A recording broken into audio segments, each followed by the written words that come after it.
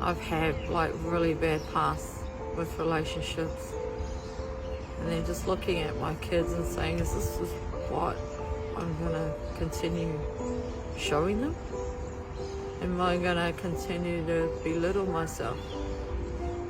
And am I gonna continue not being happy? All for what? Of what other people may think of me? Because I couldn't keep a relationship? Or that I had 3 kids to 3 different fathers? That was my thinking. He picked up my son by one leg. I was changing his nappy on the couch.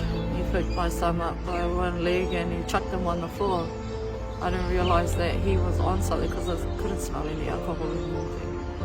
And when he chucked him on the ground there, the police came. I mean, they were so familiar. Like, my name was well known every time I ring. And then they knew then when I told them that he had picked up my son and chucked him on the floor while I was changing his nappy, that was it. Hopped in the cop car, and I just remember the lady saying to me, when are you going to start thinking of your kids?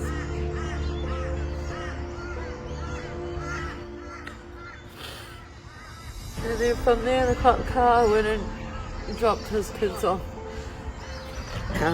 to the ex's place, and then I went home to Mum. And I cried to Mum and told her I've had enough. And then she said, "You're going to be okay." And that was it.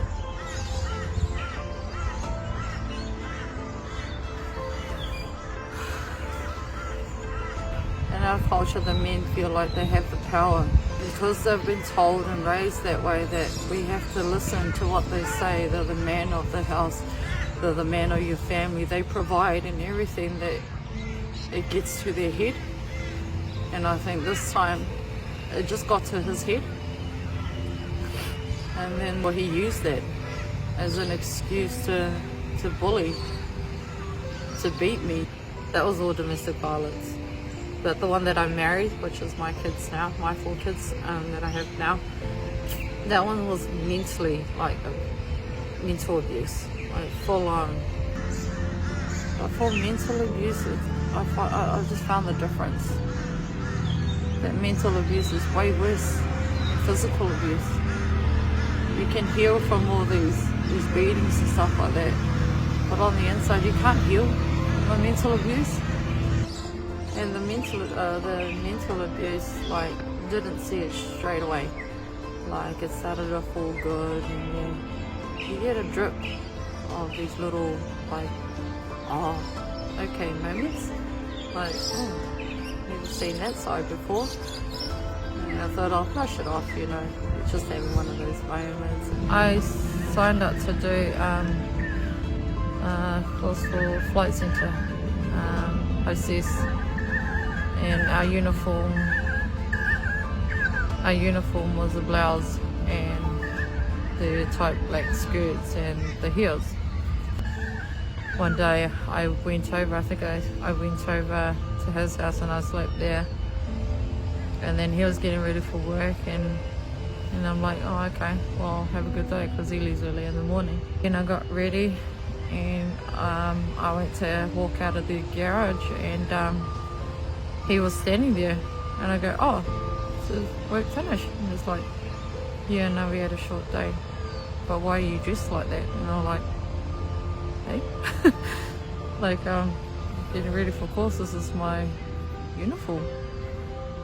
And then he's quiet, you can tell he's angry and stuff like that. So I went about it and like getting my stuff in the car, and then he goes, oh no, you don't need to go, you can stay. And I'm like, no, I gotta go to course, this is my first day.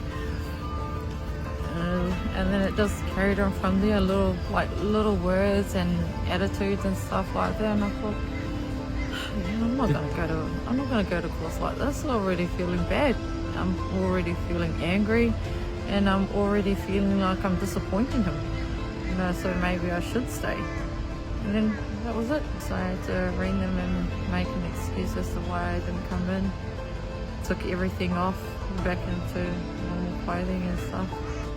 I never went back to course, and I never got the career I wanted to get, all because of jealousy. And then just from there onwards, it just started getting worse and worse. I didn't want to go and pursue my dreams just so I don't get him angry. He didn't go to work because he couldn't stand the thought of somebody coming over to his house,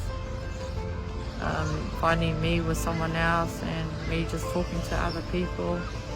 Basically had to stay away from everything I wanted to do. Pretty much had no friends, and trying to explain to everyone, like, what happened to you? Like, oh no, nothing, just want to stay home. So it was like shifting the kids' mind frame towards hating me as well.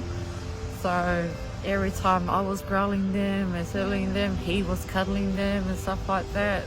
When my cousin moved from Melbourne, I knew that I had someone there with me that I could slowly but surely,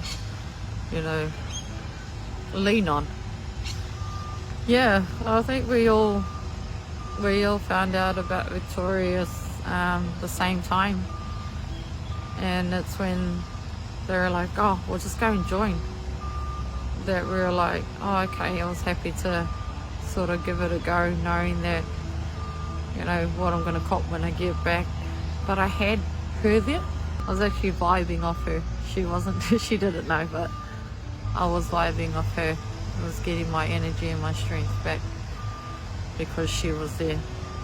She was supporting me, not knowing she was supporting me through what I was going through. That first session there opened up the door to me being me again. It was like little bits at a time, but to me, I think I was slowly building my courage to sort of stand on my own 2 feet. It was the feeling.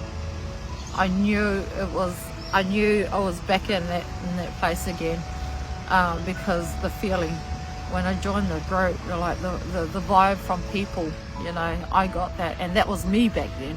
I was all about like lifting them and saying, oh, come on, let's go, we can do this, I got you. And that's what I got. They had me. It was such an amazing feeling. I know I was happy again. And I think I saw a little shift in him by thinking, oh shit, like she's a different person now. Every time I walked through that door, I was like, I didn't care about that anymore. All I was focusing on was just slowly rebuilding myself, rebuilding, with my kids, finally saying to myself that I'm going to make something happen, not only for myself, but for my kids. And if he wasn't on board, I don't care, I don't care. I just felt like I had so much energy in me that I was happy to run with whatever I had, regardless of having him with me or not.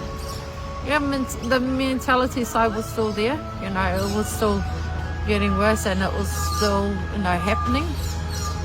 But I think it was just bouncing off.